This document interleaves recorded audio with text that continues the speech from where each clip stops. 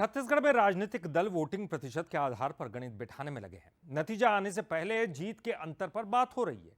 Raipur Lok Sabha seat पर बीते 3 चुनाव में हार जीत का अंतर 3 गुना से ज्यादा बड़ा है। छत्तीसगढ़ की रायपुर लोकसभा सीट, जहां दशकों से बीजेपी काबिज है। वर्तमान में महाराष्ट्र के राज्यपाल रमेश बैस लंबे समय तक यहां से सांसद रहे, जिसके बाद सुनील सोनी को मौका मिला और इस बार छत्तीसगढ़ में चुनाव के रणनीतिकार माने जाने वाले बृजमोहन अग्रवाल यहां से उम्मीदवार हैं। उनके संसदीय क्षेत्र में अच्छी वोटिंग होने से बीजेपी जीत के रिकॉर्ड को तोड़ने का दावा कर रही है। रायपुर में पिछले 3 चुनाव का हाल। पिछले 3 चुनावों में बढ़ा हार जीत का अंतर। 2009 में बीजेपी को मिले 49.19% वोट।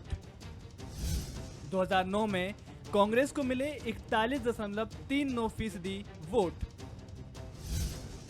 7.80% रहा हार जीत का अंतर। 2014 में बीजेपी 52.36, कांग्रेस को 38.64% वोट। 13.72% रहा हार जीत का अंतर। 2019 में बीजेपी 60.01, कांग्रेस को 35.07% मतदान। 24.94% रहा हार जीत का अंतर। इस बार 66.82% मतदान हुआ। करीब 15,87,000 से ज्यादा मतदाताओं ने वोट डाले।